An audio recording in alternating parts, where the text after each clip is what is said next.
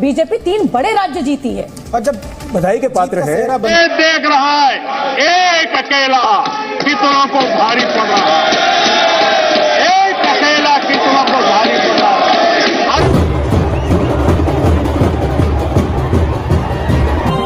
BJP दोबारा election जीत चुकी है। नरेंद्र मोदी अगर 2024 का इलेक्शन जीत जाते हैं तो 2033 में 29 में उस वक्त COP33 इंडिया में होगी, तो वो एज ए प्राइम मिनिस्टर उनको एडवांटेज देगी और फिर वो इलेक्शन लड़ने की अच्छी पोजीशन में आएंगे। मोदी की जमात भारतीय जनता पार्टी बीजेपी और इसकी इत्तेहादी जमातों ने वाज़े बरतरी हासिल कर ली है। यहाँ तक कि बीजेपी तन्हा हुकूमत बनाने की पोजीशन में भी आ गई है। पार्टी चुनाव लड़ी है वो प्रधानमंत्री मोदी के नाम पर, उनके चेहरे पर लड़ी है, तो इसलिए ये एक बड़ी बात है और वो बिल्कुल ठीक ही कह रहे हैं कि एक ही गारंटी चलती है और एक ही चेहरा चलता है और वो है प्रधानमंत्री मोदी का। और do you think he has played it very strategically कि एक तो 5-6 साल का मौका भी ले ले और अगर बीजेपी जीत जाए और वो वजीर आजम बन जाए तो उनको 2029 में एक मौका मिल जाएगा कि फिर एक दफा इंटरनेशनल कम्युनिटी को वो इंडिया में लेके आएंगे और वो जो चाहते हैं कि उनका एक ग्लोबल स्टेचर बढ़े, he is playing it from that perspective. ताज़ा करें आप, बरतानवी अखबार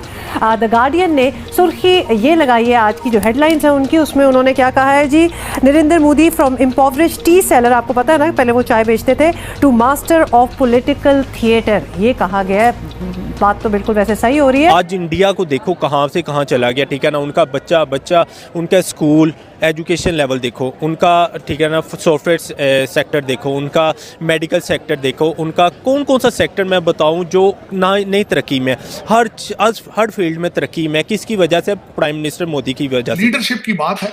लीडरशिप से मुराद ये होता है कि जब आपके टारगेट हों, आपके 600 बिलियन के फॉरेन रिजर्व मौजूद हों, आप पुश कर रहे हो, गारंटियां दे रहे हो अपनी स्पीचेस में कि हम 5वें नंबर पर हैं, हम 3रे नंबर पर आ जाएंगे, मैं लेकर आऊंगा, आपकी इकोनॉमी 7.6 और 8% पे चढ़ रही हो, और इस वक्त जब लोग चाइना से भाग रहे हो सारे आप भारत में खींच के ले जा रहे हो, अमेरिका को ऑलमोस्ट प्रैक्टिकली आप खुद चला रहे हो, एज ए इंडियन डायस्पोरा उनका चला रहा हो, तो फिर आप जो मर्जी आप यू मूव, आप you portray yourself like that, और वो कर रहे हैं उसमें, वो they have done it। और उसमें सबसे बड़ी कंट्रीब्यूशन उनकी एजुकेशन की है, इसमें रिगार्डलेस, मैं मोदी साहब की एजुकेशन की नहीं बात कर रहा हूँ, मैं इंडियन डायस्पोरा की और इंडियन जो मिडिल एज है उसकी बात कर रहा हूँ, उसमें कोई शक नहीं है। मैं आधा दिन ऑलमोस्ट आजकल इलेक्शन हो रहे हैं 4 स्टेटों में भारत में, और मैं देखता हूँ, मैं सरप्राइज होता रहा हूँ, आधे से ज्यादा चैनल अमेरिका जो हम देखते हैं भारत के वो इंग्लिश में होते हैं, बच्चा उनका इंग्लिश बोल रहा होता है।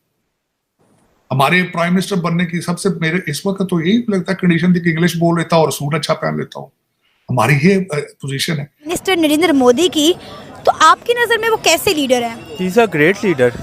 मैं तो उनको इतना अच्छा लीडर समझता हूँ जो बेसिकली चाहे हमारे मुल्क के इख्तलाफात जो भी हैं, बट वो अपने कंट्री के लिए इतने अच्छे लीडर है ना, आप यकीन माने कि मैंने आज तक ना कोई भी ऐसा लीडर नहीं देखा जो अपने मुल्क में 3 दफ़ा सरबराह मुकाम हुए, 3rd टाइम वो फिर भी सिलेक्ट हो रहे हैं, मतलब अपनी मेहनत से अपने मुल्क को। आज वो देखिए आज इंडिया कंट्री कहाँ पे है, कहाँ से कहाँ चला गया, कौन लेके गया। उससे पहले भी काफ़ी ज़्यादा इनकी गवर्नमेंट्स में काफ़ी ज़्यादा PM आते रहे हैं, बट इतनी परफॉर्मेंस नहीं होती रही। बट मोदी की सरकार में ना इतनी अच्छी परफॉर्मर 2014 से वो स्टिल, और 23 आ गया, आगे 24 भी आने वाला है। बट ये देखिए उनमें चेंजिंग क्या आई है, उन्होंने 30 टर्न्योर पे भी आके अपने मुल्क को कहाँ से कहाँ लेके गए। जय हिंद दोस्तों। तो जैसा कि आपको पता हो कि भारत में चुनाव हुए थे लगभग 5 राज्यों में, जिनमें से 3 राज्यों में विक्ट्री हासिल की है भारतीय जनता पार्टी में, और उसका पूरा का पूरा श्रेय आप कह सकते हैं कि प्रधानमंत्री नरेंद्र मोदी को जाता है, क्योंकि उन्होंने ही मेहनत की थी और कोई चेहरा भी डिसाइड नहीं किया था। मध्य प्रदेश में कोई उम्मीद नहीं थी उनकी जीतने की, राजस्थान में थोड़ा चांस था, छत्तीसगढ़ में तो कोई चांस ही नहीं था। किसी भी एग्जिट पोल ने, किसी भी तरह के सर्वे ने, किसी ने भी नहीं बताया कि छत्तीसगढ़ में बीजेपी की सरकार बन जाएगी।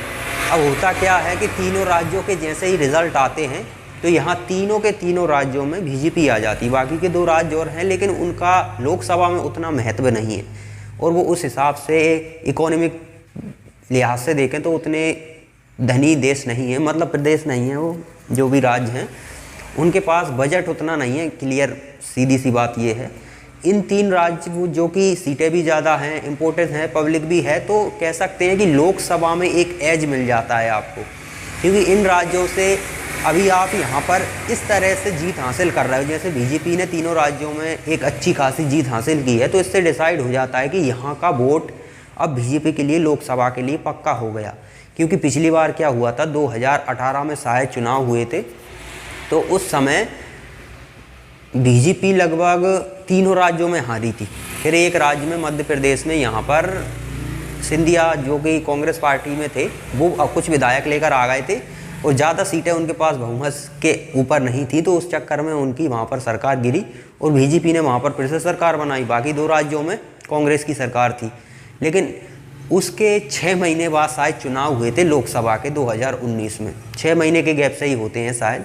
तो वो चुनाव जैसे ही हुए तो उसमें तीनों राज्यों में से सिर्फ मध्य प्रदेश में शायद 1 सीट मिली थी कांग्रेस को, बाकी की पूरी सीटें बीजेपी ले गई थी। यानी कि जहां पर इन तीनों जगह 6 महीने पहले जो पार्टी जीतती है उसे तीनों राज्यों में सिर्फ 1 सीट मिलती है लोकसभा की।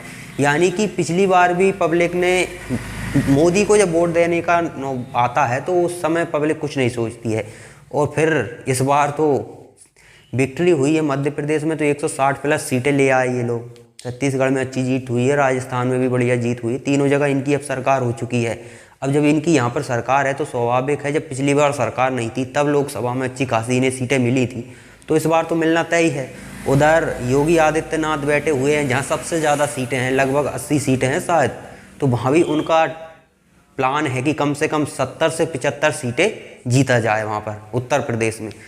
तो अगर इन राज्यों को ही मिला दो तो बहुत सारी सीटें हो जाती हैं, तो बहुमत के आसपास तो बड़े आराम से अभी पहुंचते हुए दिखाई दे रहे हैं। और फिर नरेंद्र मोदी जब चेहरा होते हैं तो पब्लिक का रिएक्शन थोड़ा अलग ही होता है, क्योंकि दुनिया के सबसे पॉपुलर लीडर इस समय नरेंद्र मोदी हैं। और ये बात जो एजेंसियां हैं जो सिर्फ लीडरों की, किसी देश की नहीं, लीडरों की पॉपुलैरिटी के लिए जो सर्वे करती हैं, उसमें कई सालों से प्रधानमंत्री नरेंद्र मोदी नंबर 1 पर बने हुए हैं। तो उनको जब वोट देने की बात आती है तो फिर एक तरफा पब्लिक एक कह सकते हैं कि एक तरफा फटती है और प्रधानमंत्री नरेंद्र मोदी को वोट करती है। और इन राज्यों के चुनाव में कह सकते हैं कि कोई भी फेस नहीं था किसी भी। मध्य प्रदेश में जो पहले मुख्यमंत्री थे शिवराज सिंह चौहान, उन्हें भी साइड कर दिया गया था, किसी का फेस नहीं था। मध्य प्रदेश में तो कई केंद्र के मंत्री उतार दिए गए थे, इतनी प्लानिंग की गई थी। उसके बाद ये विक्ट्री तीनों राज्यों में हुई है, और इसकी कल्पना मुझे भी लग रहा था कि यार जैसा माहौल है उस हिसाब से मध्य प्रदेश भी जाने वाला है। छत्तीसगढ़ तो सभी बोल रहे थे तो वो हो सकता है जाने वाला है। राजस्थान में चांस थे, लेकिन तीनों राज्यों में जीत गए। और ये जीतने के बाद पीड़ा हो रही है पाकिस्तान को। ये पीड़ा सिर्फ उन देशों को नहीं हो रही है जो दुश्मन है, जो मित्र देश भी हैं ना, उन्हें भी पीड़ा हो रही है। क्योंकि यहाँ से क्लियर हो जाता है कि प्रधानमंत्री 2024 का चुनाव जीतने वाले हैं, ठीक है। अब प्रधानमंत्री नरेंद्र मोदी के जीतने से कई देशों को फ़ायदा है, मतलब नुकसान है। फ़ायदा तो सिर्फ भारत को ही होने वाला है उनके प्रधानमंत्री बने रहने से। अमेरिका है, अमेरिका को पता है कि ऐसा व्यक्ति प्रधानमंत्री बनना चाहिए कि हमने कह दिया है वो ही माने। अब यहाँ तो प्रधानमंत्री सुनते ही नहीं हैं। उन्होंने कहा है कि रूस से आप ऑयल मत खरीदो, कितने तरह के दबाव डाले आपको याद हो, लेकिन प्रधानमंत्री ने क्या कहा था कि हमारे लिए ज़रूरी है तो हम खरीदेंगे, आप अपना काम देखो। अमेरिका कुछ नहीं कर पाया। अगर कोई और कंट्री ऐसा सिर्फ अदर कंट्री कर रही होती तो उस पर सेंसन ठोक दिए जाते। यहाँ चीन ने भी किया। हमने जैसे ही रूस से सस्ता तेल लेना स्टार्ट किया तो चीन ने भी लेना स्टार्ट कर दिया। यहाँ चीन भी आ गया, लेकिन चीन की कुछ कंपनियों पर प्रतिबंध लगा दिया था। S-400 खरीदने पर भी चीन पर प्रतिबंध लगा था, तुर्की पर प्रतिबंध लगा था, लेकिन भारत ने खरीदा कोई प्रतिबंध नहीं। क्यों? क्योंकि हमें जितनी भारत की मतलब हमें अमेरिका की जितनी ज़रूरत है उसकी कह सकते हो कि इस समय अमेरिका को 10 गुना ज़्यादा भारत की ज़रूरत है। क्योंकि चीन जैसा शक्तिशाली इकोनॉमी के मामले में, सेना कैसी है कैसी नहीं वो तो हमारे जवान बॉर्डर पर ठोकते हैं तो पता चल जाता है कि सेना उतनी खास नहीं है। इकोनॉमी के मामले में कह सकते हैं कि चीन दुनिया की दूसरी सबसे बड़ी अर्थव्यवस्था है। तो अब आप देख सकते हैं कि पहली बार ऐसा हो रहा है कि अमेरिका के सामने इतना पावरफुल इकोनॉमी के मामले में देश टक्कर देने के लिए खड़ा है, तो उसे सहयोगियों की ज़रूरत है। और जो बाकी के यूरोप के देश हैं वो तो कुछ ही किसी काम के नहीं हैं। उसे लगता है कि भारत पड़ोसी है चीन का और भारत हमारे काम में आ सकता है। भारत को भी चीन से खतरा है, तो भारत अपनी स्ट्रेटजी मजबूत कर रहा है। भारत को हथियारों की ज़रूरत है, आत्मनिर्भरता की। जो कुछ टेक्नोलॉजियाँ होती हैं अब खुद से डेवलप करने में समय लगता है, दूसरे से लेने में थोड़ा आसान होता है, क्योंकि अब हम इंतज़ार तो कर नहीं सकते, क्योंकि चीन तो सिर पर बैठा हुआ है। कुछ ऐसे हथियार हैं जो हम बनाएंगे, उनमें हो सकता है 4-5 साल लग जाएं, तो कुछ हथियार हमें खरीद लेने चाहिए और वो हम करते भी हैं। इस तरह की स्ट्रेटजी हमने अपनाई है। अभी प्रधानमंत्री नरेंद्र मोदी जब से आए तब से उनका यही विज़न है। वो किसी की सुनते नहीं है, तो सभी को पीड़ा हो रही है ये चुनाव जीतने से, क्योंकि इससे पता चल गया कि प्रधानमंत्री नरेंद्र मोदी 2024 में आने ही वाले हैं। और जब प्रधानमंत्री 2024 में आने वाले हैं तो इनकी मुश्किलें और बढ़ेंगी, क्योंकि अब भारत रुकने वाला नहीं। और प्रधानमंत्री नरेंद्र मोदी ने कहा है कि अगला टर्म बहुत स्पेशल होने वाला है।